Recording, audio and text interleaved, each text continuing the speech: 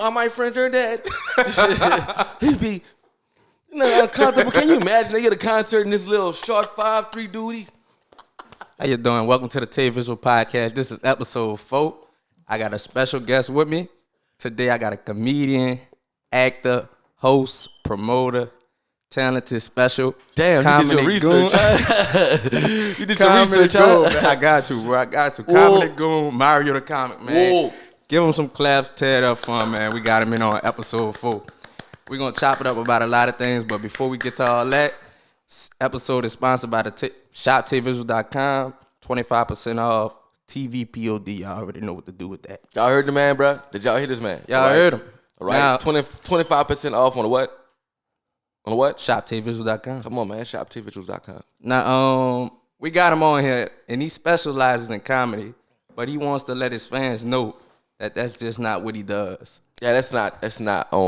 Comedy ain't all that I do, but the thing is, like, I want people to think that I don't care about comedy. Right. If I used it to try to get to a certain area, nothing like that. It's just, I never wanted to be inside of a box. All right. Like, I wanted to be a rap artist at first, but I can't rap. I'm not skilled. I know how to make some music. I got a good ear for it. You feel me? Right. Like, if I had an artist that I was managing, I'm pretty more than sure. A lot of artists can't rap, though. True that. You know what I'm saying? That is true. A lot of artists can't rap. A lot of artists can't rap. You know what I'm saying? Well, don't know how to. Right. I'm going to say don't know how to. They can make a hit, though. They can make a hit. And I think that's really what it's about, the business side of it. So I tapped into that side a lot, the business side.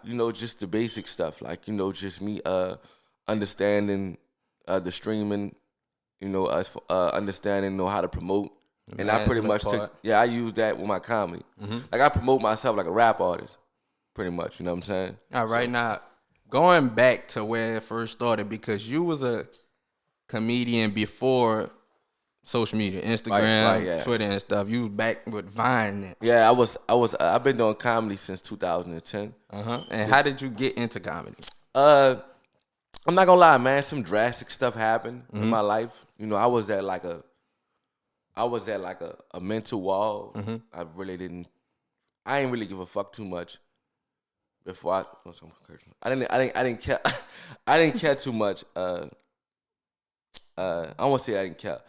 It's just like, man, I wasn't happy, man. You know what I'm saying? I was a dad. My daughter was like about 1.5. Man, I wasn't. She about 2 years old. I wasn't happy, dog. I wasn't in a good space at all, man. I was 9 to 5s. That never was my thing. I tried hard at that. The streets. It wasn't looking too swell. My future wasn't looking too bright with that. And that's 10 years ago. Yeah, man. On your story, before you move forward, I want to talk about that 9 to 5 because that's a big topic with the millennials and our generation. You're a little bit older than me, but that's a big topic. Should somebody, would you go with a 9 to 5 or be an entrepreneur? You chose the entrepreneur. Dog. I told you. But it's something wrong with the 9 to 5. January 24th is my birthday. I made 33 years old. Happy late birthday. I made 33. I've been an entrepreneur since I've been about 21, 22. I would tell the homies to go for the entrepreneur side. But I would say this though. Don't go off the limb of being an idiot and not having a job. That job could fund, because you could do both. You can do both. I wish I would have done both, but I jumped off the porch early, a little bit too early. Right. But I don't regret it. I ain't gonna lie, it has helped me. By me jumping off the porch early before some of my peers, it has helped me in the long run. But I'm not gonna lie. If they had what they had back then, what they had now. I'd have been rich, dog. I'd have been rich, dog. Like, if they had social media when I first started doing comedy and stuff, I had to adapt. You feel me? You know what I'm saying? And then there's so much you can do with your social media. There's so many bags now. Right. Do the streaming. They really put the business back in the artist's hands. Especially when you build a following. Promo is one of the biggest bags you could get on social media. Of course, because you got corporate people. I done got hit up by judges. I did a judge promo before. I done done an urgent care clinic before. I done done a funeral home. Damn. I'm like McDonald's, man. Over 100 some businesses served. You hear me? Nah, but like the thought of I always tell cats, the millennials, man, like I ain't gonna lie, man, y'all go for it. Y'all go for it, man. I really enjoy seeing the millennials go for it. Cause like just as bad as it is, like cause the young homies, they be tripping. You know, they got a lot of that going on. Right, streets. But the streets, yeah. But on the other side, the homies like y'all, man, y'all really like y'all gonna put us in the right place. You feel me?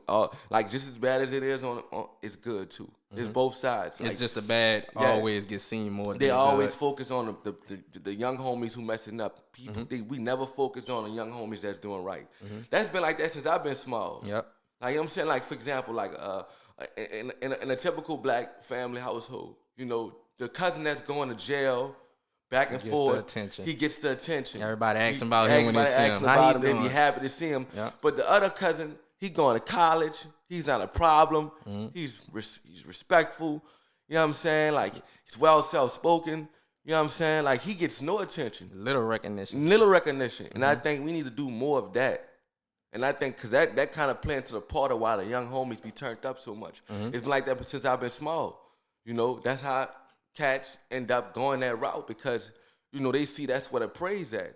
You feel me? Like, if we gave more praise to the younger homies with what they doing, I think that'll help. Like, last week I had posted this little cat on my page. His mom had sent me his stuff. This was no promo, no paid promo. She sent me his stuff. This fall he's gonna be attending Arizona State University. You know what I'm saying? That's major. And that genuinely hit you. That's why you posted out of love. That's major, yeah, man. I'm not saying that. You grew up in New Orleans. That's correct? Yeah, I grew up in New Orleans. I'm from New Orleans, New Orleans. Now, how is it? I don't even want to say how is it growing up in New Orleans. I want to say what's the difference between New Orleans and other cities or states with talent? Our culture. We different. Talk about the culture, the second lines, all our culture is just unique. People, like, it's deep. Everything has a starting point. Like, people don't know that New Orleans is older than the state itself. Right. So all the way back then, it's French just Purchase, Louisiana French Purchase, 1803, I think. I think it was 1803. Boy, history major, huh? Yeah, you know what I'm saying? I think it's so critical. Like, that's the name of the food stamp card. It's called the Louisiana Purchase. People don't even didn't know that. I never even even looked The name at of the food stamp card is called the Louisiana Purchase. If you go look at your food stamp card or whatever, go to your auntie, go grab the food stamp card. It says Louisiana. It says Louisiana. I backed up off the mic. That's my fault. It says Louisiana Purchase. All right. Yeah, so it's like everything is like it's history. It be inside things. So it's really inside. You gotta really you have to read to understand. You have to listen to understand instead of listening and read to reply. And I think you'll comprehend stuff a little bit more better. You know what I'm saying? To slow down for it. That's how I attack daily life. So like, you know, people say the Creole stuff and all that, whatever. It's just we really like island people. Like, New Orleans is like, I would say we're part of the Caribbean family. The way we dance, right? It's just like Jamaicans, the Caribbeans, the Caribbean island people, the people in those areas, they dance like us. Right. Like the fast tempo. Yeah, this different tempo. It's like same tempo. Same tempo. The shaking. The ass shaking, the shake, the booty shaking, the feet dancing and all that stuff, you feel me? Even the like Brazil has the Mardi Gras and stuff like that. I want to say it's Mardi Gras, it's called Carnival. You feel me? Our lingo. We don't talk like nobody in America. Nope. Like once you pass Slidell, you lose your accent. You hear me?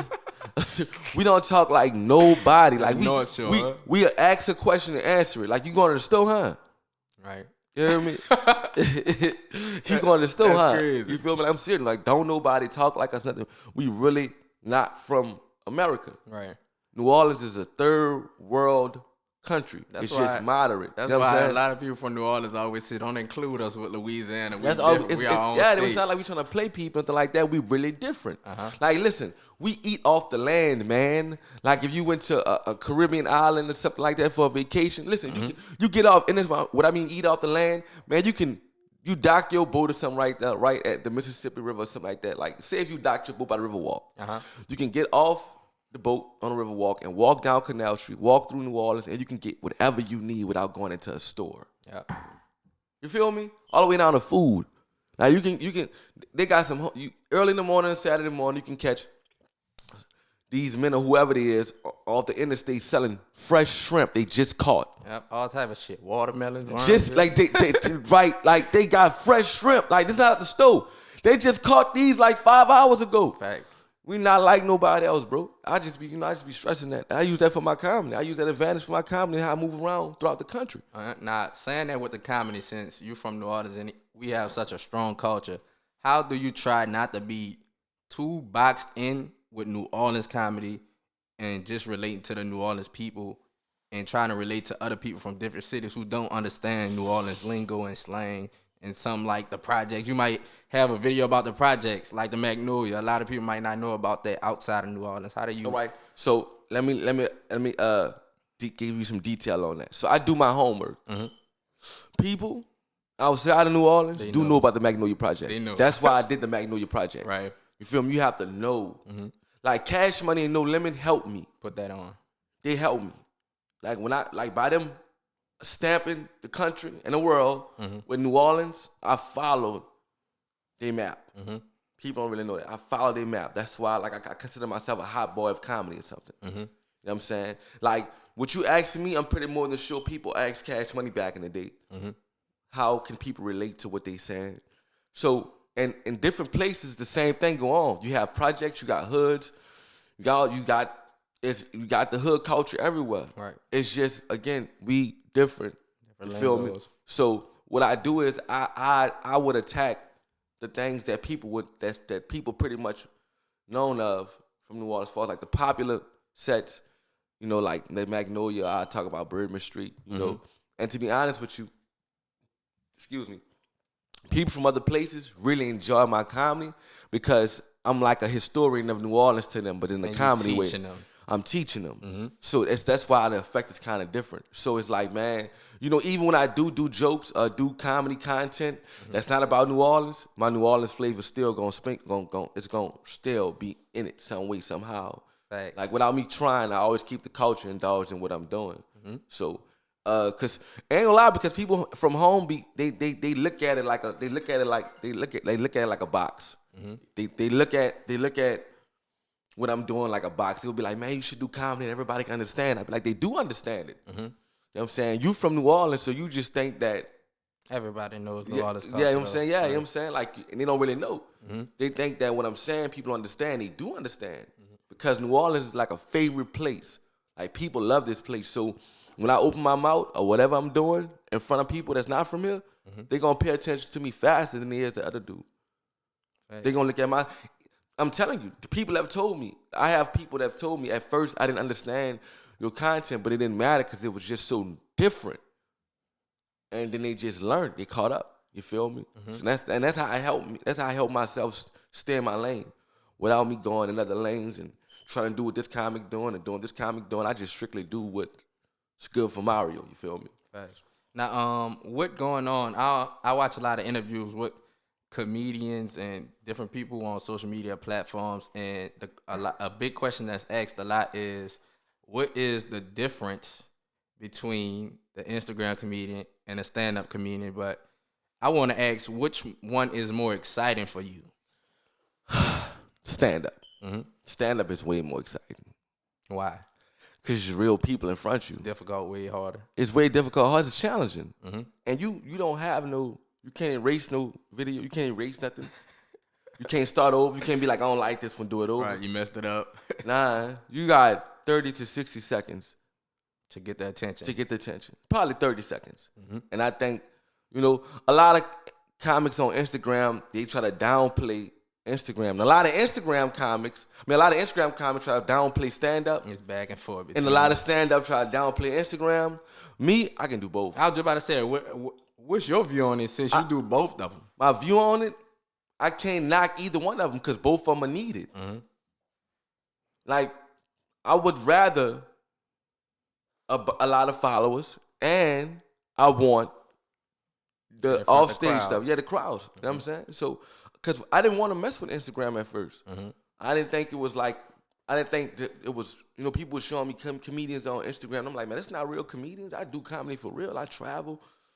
I go here, I go here. Especially when it went from 15 seconds to the minute to the whole thing. Yeah. And I adapted with all that. So my friends pretty much pushed me to Instagram. My homies, it was like, man, you need to get on Instagram. They would show me DC Young Fly. They would show me Shush. Right. You feel me? It was like, I'm like, man, I'm a real comedian. I'm like, I'm looking. Go out there and do this. Yeah, and I'm looking, and at the time, I'm just being ignorant to something. I'm being ignorant because lo and behold, Instagram has helped me. I was just about to say that, especially with a pandemic and you not being able to go out when the pandemic first, of course, everything shut down. You getting the Instagram promo back. And then okay, now see, you got two sides too, right? Just like they helped me during the pandemic, that's true. But in 2018, Instagram shut my page down for 4 months. And you was out here getting it, huh? And I was still getting it. Still getting it. I missed some bags on it. Don't get it twisted. But that's when the moment I realized I wanted Instagram and not needed it. I will never be at the mercy of a social media platform. That's not about to happen. You feel me? So I make sure I stay tuned in and tapped into off Instagram activities too. So, like stand up, again, it's more exciting than Instagram, but I would rather both. Instagram is kind of easy for me though. I make it hard because I want to do the best content. I want to be different. Yourself. I'm going like you make whatever you do, you make it hard if you want to be better at it. Like if you want to be a good ass athlete, you're gonna make your process hard because you're gonna have to do stuff that other athletes ain't doing. You're gonna have to work harder, train harder, just like with comedy. Whatever it is you're doing, if you want it to be better, it's gonna be harder. Period. You feel me? It's just the process of Instagram. The process of getting the Instagram reaction is easier. What you mean reaction? Like comments, reposts? Like if I post a video and a big celebrity post it, boom. That's the goal. That's the goal. Instagram. That's the goal on Instagram, pretty much. You know what I'm saying? My first 48 video went viral, but it didn't go viral for me. People ain't know I was a comedian. I was so good on the video that they thought it was real. Until this day, they still think it's real. Right. People are right now finding out that you're a real comedian. I'm a real comedian. I'm cool with that. So. Dang. What do you feel you will ever have to choose between stand up and Instagram once you reach the certain level you want to reach? No, I'm not gonna have to choose, but I won't be doing as much Instagram content when I reach the next level, because that's where I'm at right now. What's the point level? Like the next level is when you don't have to really be on Instagram too much because you're gonna be doing so much other stuff that's gonna cover your Instagram. Like that's gonna cover the time. It's like that now. I'm choosing to do promo. It's like that now. People don't see everything I do. I do so much stuff I don't have time to post it. You feel me? Like I got 7 services that I offer to people, and I shop my content daily. I market myself daily. So all that leads to other things that's just not on social media. You feel me? What does shop content mean? Like pretty much gathering it up and sending to different distribution. They got social media distribution companies out here now, stuff like that. I send it to artists. I send it to the independent artists and the independent labels. That's why you appear in a lot of music videos. Of course, yep, just like that. You feel me? That's why I'm shopping my content. I just can't just really rely on social media because it's right there. It's gonna be here.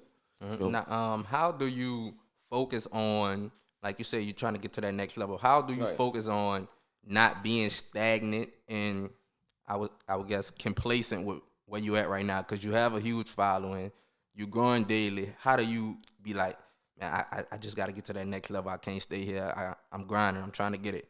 I don't think about it.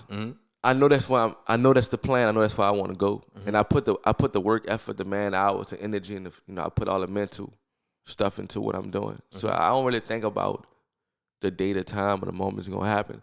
And that's no strategic way I have about trying to get to the next level. What I will tell you is this: I make sure I keep my content stacked up.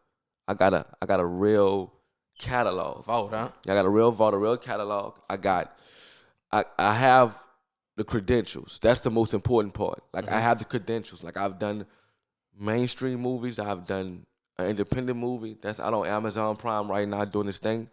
I've worked What's with. The name of it? It's called Trying to Come Up. Trying to Come Up. I've done. I got the hookup too. You feel me? I done a movie with Boosie last year called My Struggle. It hasn't come out yet. That type of stuff helps. Like the movie, like for example, like I got the hookup too. That was mainstream and stuff like that. But that wasn't the thing that really like helped me this year. Right, that was more of a cameo. Yeah, cameo. Yeah, you know what I'm saying. What helped me this year really was the Trying to Come Up, the independent movie, because the movie was based out of New Orleans, and I had all my peers up in there with me. Like I had me, Rob, Corey, P Town Mo, Rue Jude, Why Die Luck, Street Talk. You know what I'm saying? Another Kid. These are guys that's my peers. Like they on a daily. They're doing their thing out here in New Orleans, so it felt so good working with them and seeing the finished product. Yeah, so that's why it came out so good. Like it's always stuff like that's gonna take you to the next level. That's why I'm gonna remain optimistic. You know what I'm saying? To what I'm doing. I saw Kevin Hart said this. I would say a couple years back. He took a break from doing movies because all he did was comedic roles. Right. And he said he wanted to lay back and practice his craft so he would be more versatile and take serious roles. Is that one of your goals to do? Hell yeah. That's why, man, when I do my Instagram videos, like I like how I study what I'm doing, I watch my old self. And I watch some of my old favorite movies. You feel me? And then you got YouTube with these acting classes and stuff like that on there. So I just go tap into some of that. You feel me? When I'm having regular conversation, I try to talk the right way and pronounce my words the right way. So it's just like a mechanical thing that you have to practice on a daily. Like you don't have to wait until you get in front of an acting class to start practicing, working on your skill. Like I do so much that I just involve a certain technique in what I'm doing that day, and that will be my practice. You know what I'm saying? For a role or whatever it is. When I read for a role or whatever, I would just go into that character for the whole week. People wouldn't even know. I'll be talking to my friends and they wouldn't even know that I'm this character. And because I gotta see the reaction from it. Is it real? Is it real? I'm saying so. People just see you talking like that. Why the fuck you talking that's like how that? they be like, man, what's wrong with you? Oh, you doing that shit? You doing that stuff again right now? They pretty much know. Feel me? So that's pretty much how I do it. Gotcha. Now, with being a comedian, who are some influence? I don't want to ask your influence. I want to ask your top five stand-up comedians. Stand-up comedians. All right, my top 5 stand-up comedians. All right, I'm gonna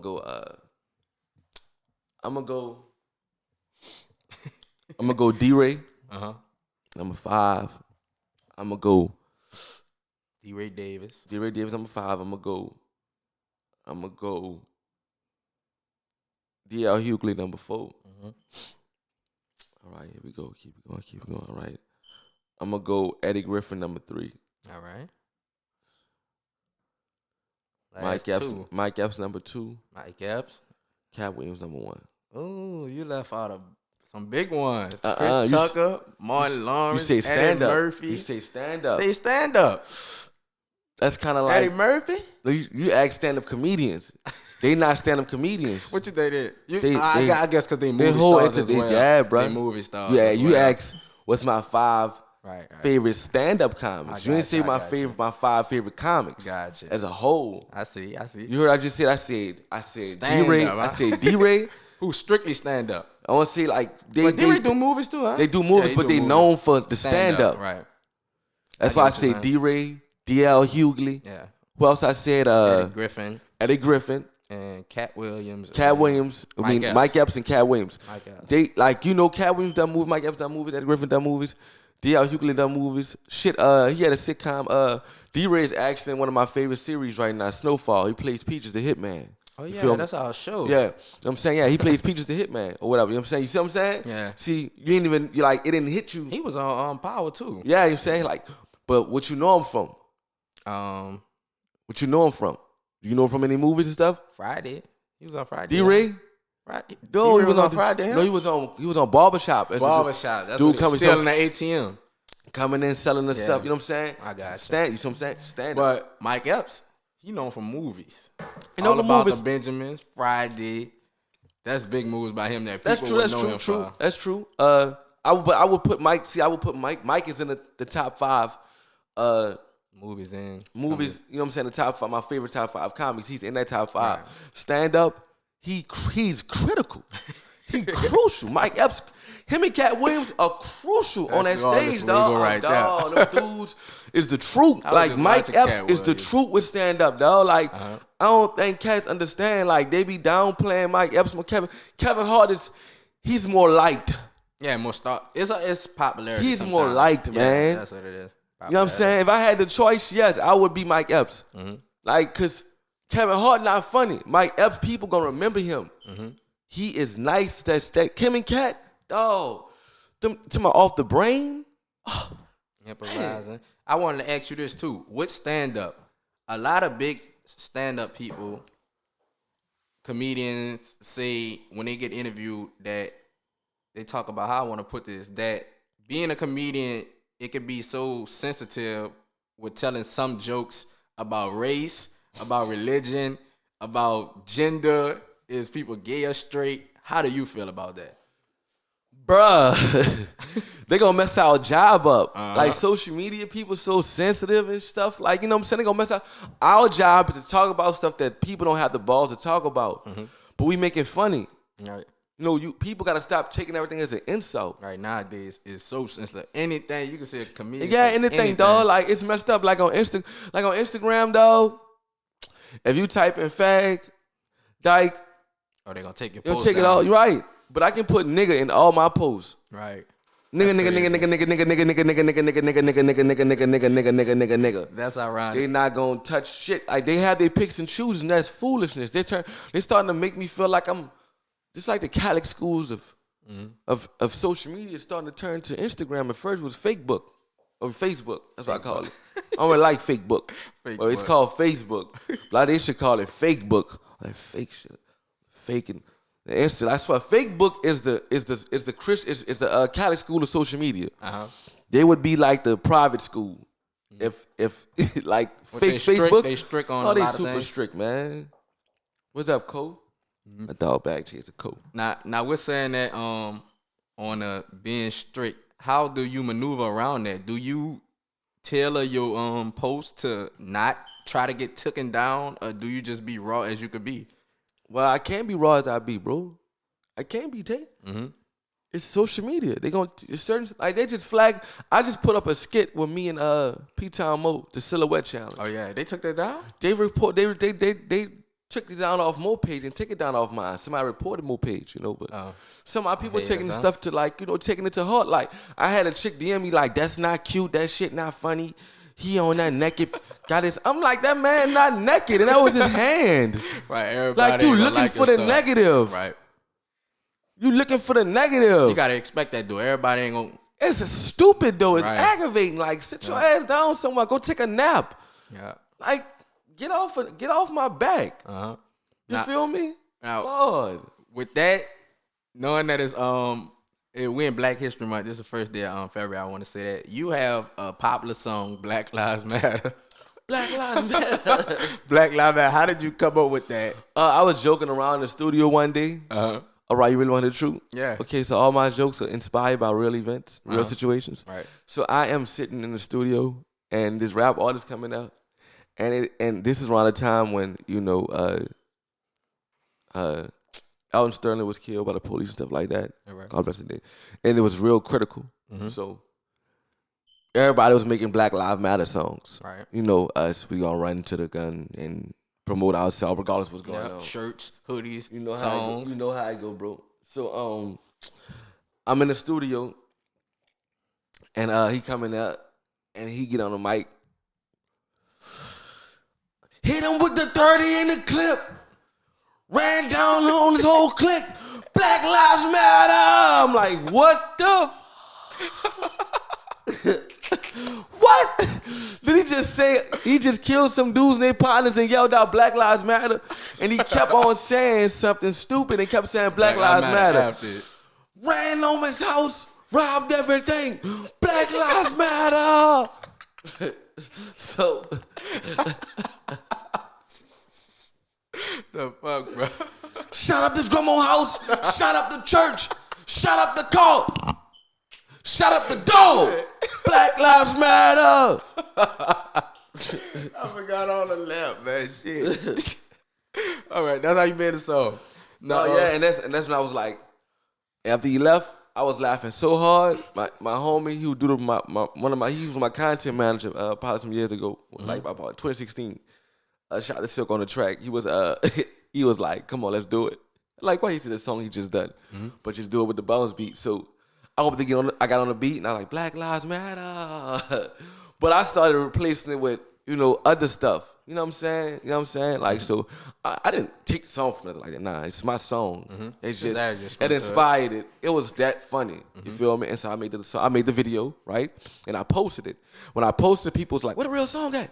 You like drive it, huh? I made the real song. So that's how I go about. That's how I go about the process of dropping all my stuff. Reactions. The people would get bingo. There you go. Now with that, I want to tap into some of your characters that you made. I don't know the name of the midget. Legit. You heard me? Legit. And Sissy Pyrex. Pyrex. Talk about how. And Jambalaya. Yeah. And he got one more. He knew. I just posted his video. I forgot about Jambalaya. Yeah, I just posted his video. I got a new character. I use him for all my rap songs. His name is the Playboy Cousin. With the Playboy with the bandana. No, yeah, the bandana. He also have the baby stuff. I have the tattoos on his head. Like Birdman. It's Birdman, the cousin. Yeah, you know the video. So Birdman Rallies. My brother at Rallies sitting in the caddy. All right, talk about how you come up with them characters. Start from Lil G. All right, so again, Lil G was my content manager at the time. Silk on the track. We were just fishing for content. That's how I found all my characters, bro. Like I was just trying hard every day until I found the right one. You know what I'm saying? One hit. That's the good thing about Instagram. I call it like it's like my boot camp. I can just, it's like auditions. Auditions, yeah. You know what I'm saying? To really get your real content down. Well, your content on lock, whatever character you're gonna use or whatever, so forth. So we was Martin. Oh yeah, Roscoe.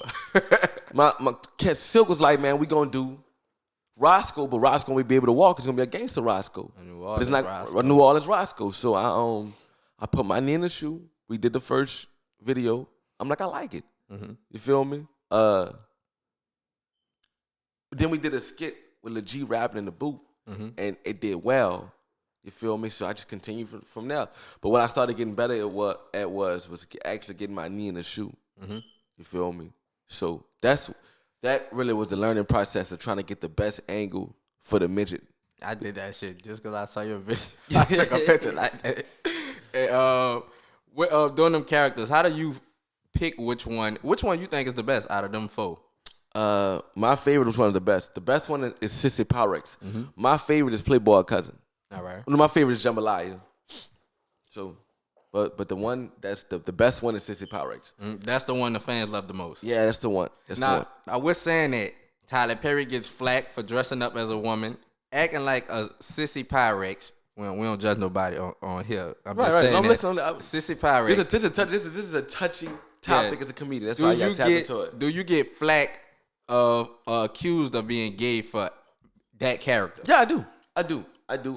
People that come in my comments and say stuff like, "You play that role too well." It's so critical because I'm on social media. People are really disturbing. I ain't gonna say evil.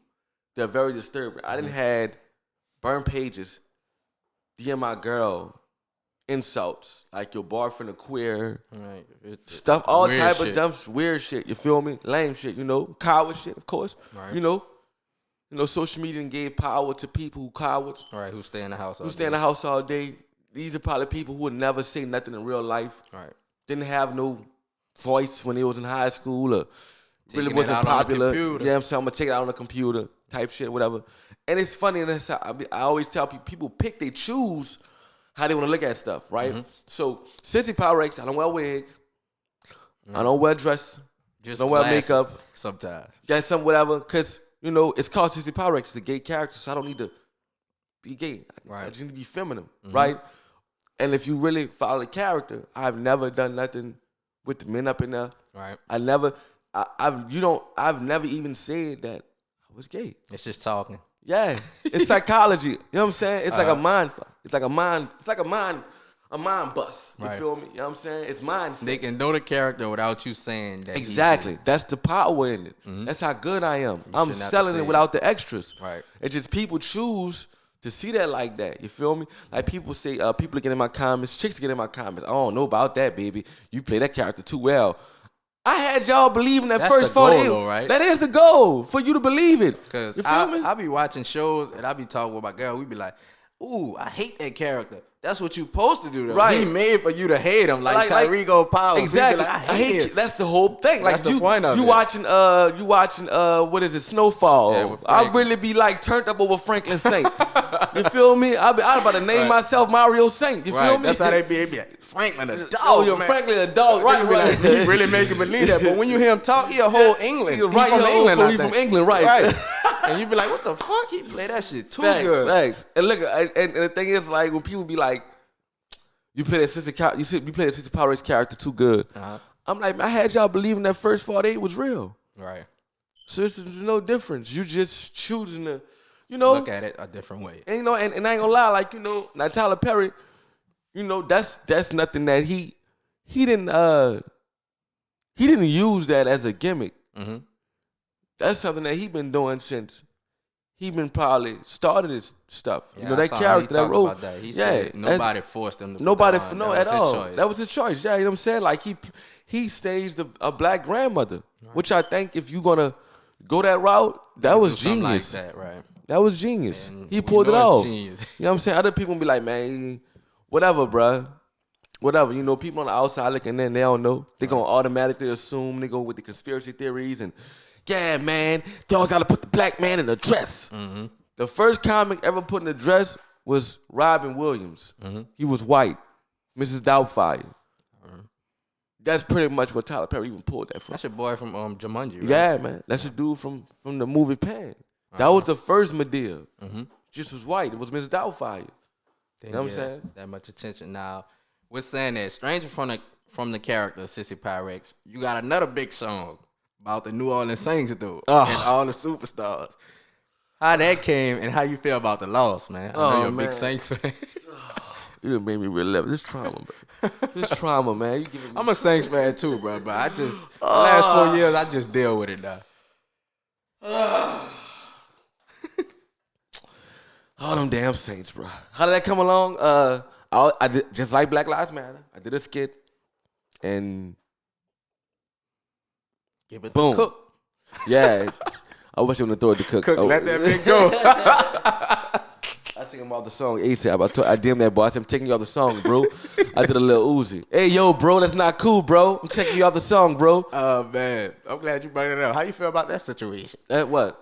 That situation you just talked about. That's weak. You think it's weak? Because This man. I was just about to say, is it a age limit? No, I don't to know. Telling. I don't know. I don't know because I don't know who these people is make up the street rules. Right. Everybody always say they. They. Like, y'all just follow whatever. You know what I'm saying? Y'all don't even really know. Mm-hmm. So what's presented to us is that apparently, right, the rap artist, the one that made the song Corvette, he ratted.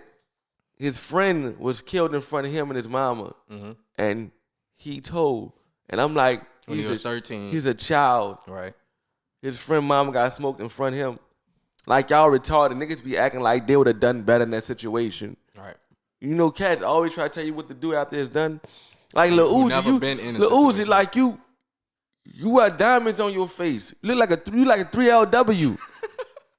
You like a three little women. You like, dude, like, you do dances like this. Instead men in the eyes. Uzi, big gangster, boy. This shit funny. You gotta record this shit.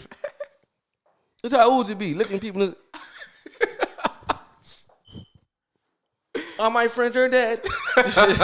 He be uncomfortable. Can you imagine they get a concert in this little short 5'3" dude? Like a little midget, like gay midget. He like one of them people that jump out the cake and start dancing and humping on you. Man, he going in on Uzi, man. Dang. Uzi, you still invited to the show. Yeah, I love Uzi. I like him, but like, man, don't do that. Right. Yo, bro, take me off the song, bro. Not cool, bro. You don't know nothing about that. Man, you tripping, man. Don't like, man. You don't know what the situation I told Uzi, you own it already.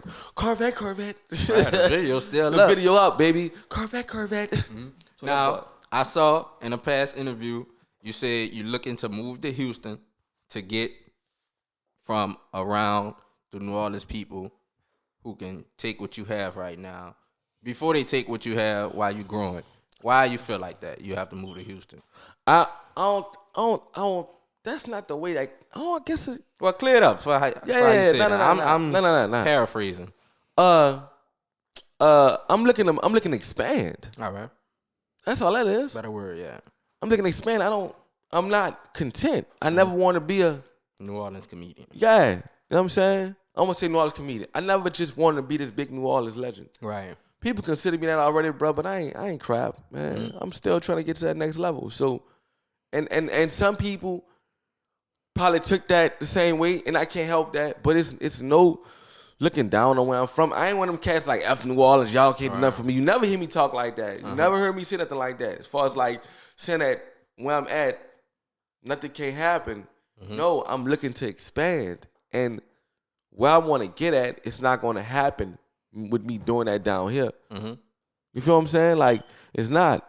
The way I want to go about getting to where I'm going to go at, they don't have the platform to support that. I was just about to say, is it because of lack of media and resources in New Orleans? It's the resources, that's all. Mm-hmm. You know, I don't want to get into that whole conversation of what New Orleans needs. Right. Mm-hmm. Cats just need to focus on what they're doing, and that's it. Right. It's going to happen for them. I truly genuinely believe New Orleans about to have its time. I think. But it's going to be a lot of talent and everything's going to be coming out of it because due to the growth of the production side, like the podcast, the videographers, the studios, there's a lot of that going on. Mm-hmm. Not just rap. We just tend to focus on the rap artists. Like nobody focuses on to say anything about cats that's doing stuff like me. You know, you. Like that is important.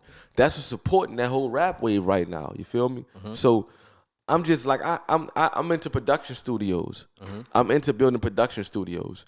That's my baby. That's my dream. That's my kick. You know, I'm into the production studios because I do a lot, and I had to build an environment for me so I can do it in a convenient way and in a safe way. You know, I'm not saying people are bad people, but I just don't trust all situations. Like you have to play ball on my home field. Mm-hmm. You feel me? That's just how I gotta go. And like I said, man, I'm just looking to expand more. I want more. And I've been doing what I've been doing genuinely and based out of New Orleans for the last decade. Mm-hmm. So I'm not saying nothing can't happen from here. I'm going with the flow of things. Right. But right now, I've been back and forth to Houston like crazy. Mm-hmm. Like this past summer, I was back and forth to LA. Putting that work in. Yeah, putting that work. I just put out a promo video for a weed dispensary in LA called Artistry. Mm-hmm. So that's the goal. Like, you know, I'm getting more and more out of town clientele from different places. Like that weed dispensary video helped me, and that Trying to Come Up movie helped me. Mm-hmm. Like if you go to the movie, if you go to Amazon Prime, they got my face at the cover for the movie. Mm-hmm. And that's strictly from people commenting about my character because it's not my movie. I just starred up in it. Mm-hmm. You feel me? So like, and that too has sent me all type of waves. I'm getting emails and calls from people that's doing movies. Some I'm taking, some I'm not. You feel me? So it's just, you know, my moves, the stuff I'm doing push me to that mindset of me wanting to move. Mm-hmm. You know, not people here. Me doing what I'm doing and really putting my foot on the gas and applying pressure. That has got me to the point to where like I gotta move around some more and consistently because I'm doing a lot, and I got to keep on. I'm building my bridge back home, like this ground zero, so I can work on helping home from home, from another place, right? Because I can't help here if I'm always home. I gotta travel. Like I was like this weekend, it was Houston, it was Vegas. Within a week of each other. Within a week of each other, it's I had just did 2 cities. You feel me? Like I'm gonna consistently continue to move around. Now the whole thing is me moving to another place. That's not the objective. The thing is moving my business, connecting with other people. You feel me? When people say you need to leave New Orleans to make it, they don't really mean shit. Lord have mercy, Jesus Christ. I hate that, bro. Damn. Oh, You good? I hit the no button, bro. Nigga still calling back. So like I was saying, so when people say you need to move out of, when these people say you need to move to make it, you moving out of town, that's not what they meant. That's not what it, because I tried that. They meant traveling to other places. Taking your business and going shop at other places. Not just living somewhere else. No, that shit killed me. I had moved to Atlanta for 2 years and it smoked me. I'm like, man, the stuff I went to Atlanta to accomplish, I didn't accomplish it because I went to Atlanta. I accomplished it because I just decided to move around. Because during that stint I was in Atlanta, I was booked in other places. Not in Atlanta. Not in Atlanta. You feel me? Yeah, so that's what I would recommend. Move around. Because due to social media, you moving to another city to make it is an outdated theory. Right, because social media, you basically everywhere. You everywhere, all the time. Right. So. Now, I asked you your top 5 stand-up comedians. I want to ask you one more question before we get out of here. Your top 5 Instagram comedians. All right, top 5 Instagram comedians? All right. You can include you if you want to. Of course, I am. That's too easy, man. I include myself. Man, I'm a different monster, dog. I'm on a different level, so I don't want to make myself like that's too easy for me to say me. You know, people know. Everybody knows what's up. Right. You heard me? You know it's him. How many go? You know what I'm saying? So I'm gonna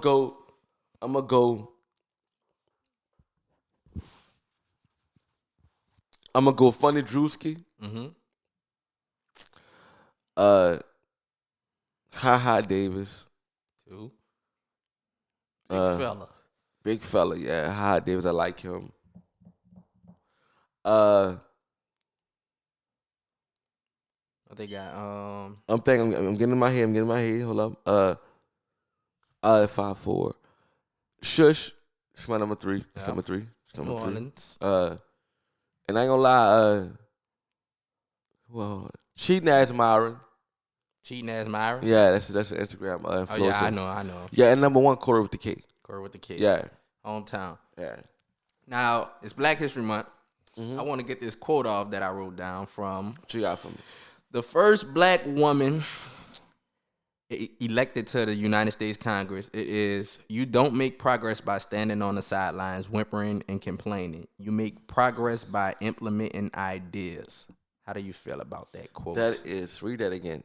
I need to hear that, bro. You don't make progress by standing on the sidelines, whimpering and complaining. You make progress by implementing ideas, by Shirley Chisholm, first black woman elected to the United States Congress. Read that quote one more time.